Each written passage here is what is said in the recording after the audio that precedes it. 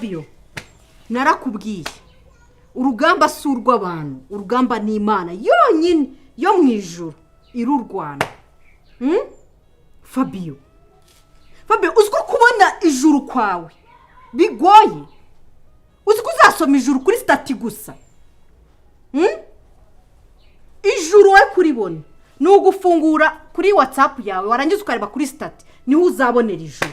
Fabio burya uri umugome kugeza kuri urwo rwego.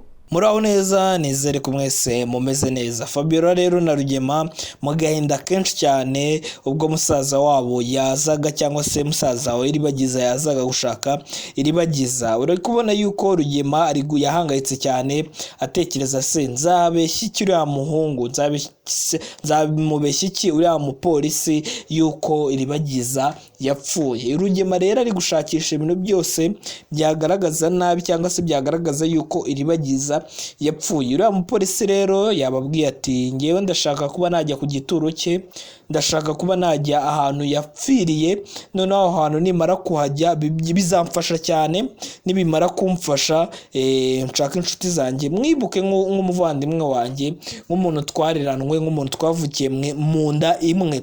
Urumva rero ko musaza we Iribagiza ashobora kuba yaraketse yuko Iribagiza atapfuye, none akaba ari gushaka kugura uriya muryango agakomeza ugora kugira ngo azagere ku kuri nyako. Rero mama Kanyana yicashije Rugema aramubwira ati se kubera iki utamfata nk'umugore wawe, kubera iki se Rugema wemera ko ndi umugore wawe ukuri?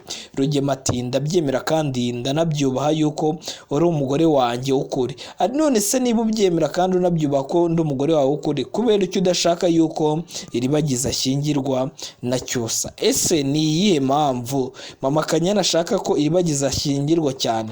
Ese ari kubona abakobwa babaye benshi akaba avuga ati reka nashyingirwa basi bizatuma n'umukobwa wanjye Kanyana ashyingirwa?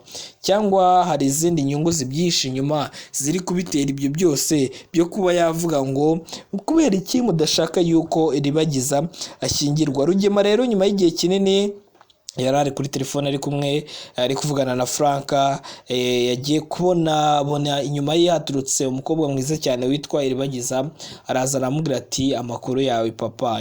Rugema bitewe n'ibyishimo n'urukumbuzi rwinshi cyane yahise amuhobera. Amaze kumuhobera aramubwira ati byagenze gute ko twari twarakubuze, byagenze gute? Ati nabaga kwa Cyusa. Rugema ararakara cyane ati uriya muryango ngombe mfungishe Cyusa. Iribagiza aramubwira ati uriya ni sheri wanjye, uriya ndamukunda, kubera iki ushaka kumufungisha? Wamwihoreye. Ati mbabarira, uriya ndamukunda. Rugema aravuga ati ibintu yakoze nawe agomba biryozwe, ngomba kumufungisha nkamufungisha. Ibyo byose rero Rugema ari kubikoreraho kubera yarakaye, yabuze mire, kubera uriya muryango wamushitagize, akomeza bamwima Iribagiza uburyo bwose ashatse kubonamo Iribagiza, uriya muryango ukamwimana. Niyo mpamvu rero Rugema ari kuvuga ati nanjye mbe nagenda mfungishe umwe muri bo, nimara gufungisha umwe muri bo nibo bazamenya agaciro kanjye, nibwo batazongera kumenyera. Ibyo byose rero Rugema yari ari kubivuga Iribagiza yumva Iribagiza yababaye. Yakomeje amubwira ati papa ndagukunda ariko mbabarira, Cyusa nube wamufungisha. Coach na Sylvie rero bari mu byishimo byinshi cyane, bishimira uburyo mama Kanyana ari kwitwara neza cyane, akamubwira ati reka tube twashyingira Iribagiza. Rero Sylvie impamvu ari kubyishimira niko umusaza we agiye gushyingiranwa n'uriya Iribagiza. Rero Sylvie ari kubyumva akabyishimira cyane, ariko mu bantu babishyushyemo turi kubona mu bantu babishyushyemo harimo Coach.